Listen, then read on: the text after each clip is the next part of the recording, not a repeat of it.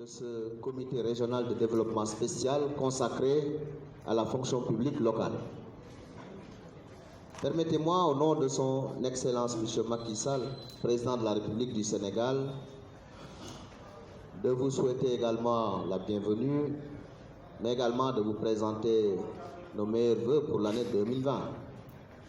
Qu'elle soit une année de santé, de paix, de prospérité et de succès pour un Sénégal émergent. Mesdames et messieurs, je voudrais à l'entame de mon propos vous remercier de votre présence massive. J'ai pu constater une présence remarquable de maires, mais aussi du président du conseil départemental de Rufisque, parce que la région de Dakar a une particularité, elle n'a qu'un seul département, collectivité territoriale, c'est le département de Rufisque.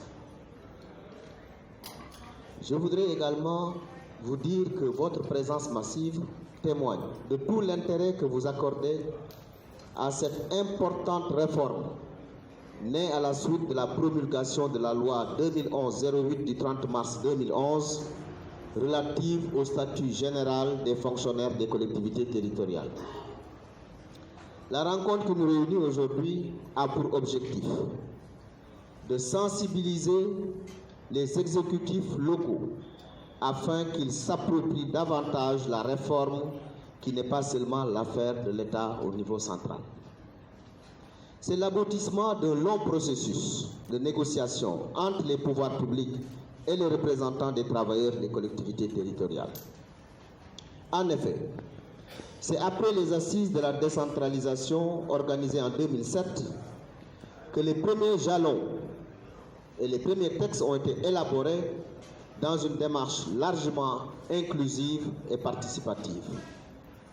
En 2008, la mission d'audit associant les acteurs du ministère et ceux de l'intersyndicale des travailleurs des collectivités territoriales avait permis de disposer de la situation de référence des effectifs dans les différentes catégories d'agents. Dès lors, tous les actes législatifs et réglementaires régissant et organisant la réforme ont été pris en vue de son opérationnalisation. La mise en œuvre de la fonction publique locale permettra aux agents de poursuivre une carrière successivement dans plusieurs collectivités territoriales, quel que soit leur niveau, tout en conservant leur grade et d'évoluer dans les deux fonctions publiques, c'est-à-dire les fonctions publiques de l'État et les fonctions publiques au niveau des collectivités territoriales. En bref, il s'agit de rendre attractive la fonction publique locale, tout en permettant aux collectivités territoriales de disposer de ressources humaines de qualité.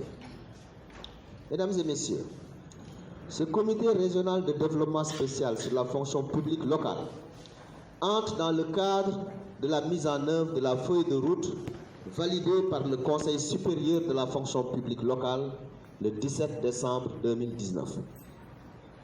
Le Conseil supérieur de la fonction publique locale, créé par décret 2011-659 du 1er juin 2011, donne son avis sur toutes les questions intéressant les agents des collectivités territoriales ou la fonction publique locale. À ce titre, il a procédé à l'examen des 9 projets de décret restants, dont celui fixant les organigrammes types des collectivités territoriales adopté le 18 décembre 2019 en Conseil des ministres. Outre l'organisation des CRD spéciaux, la réalisation des 13 autres points de la feuille de route nous permettra, j'en demeure convaincu, de parachever définitivement la réforme. Mesdames et messieurs, l'aboutissement de la fonction publique locale passera nécessairement par une large communication à l'endroit des exécutifs locaux et autres parties prenantes majeures dans ce processus, qu'à l'adresse des travailleurs des collectivités territoriales, principaux bénéficiaires de cette réforme. La sensibilisation également concerne les autorités administratives locales, garantes du contrôle de légalité, et l'ensemble des services techniques déconcentrés qui accompagnent les collectivités territoriales dans leur mission de développement au quotidien.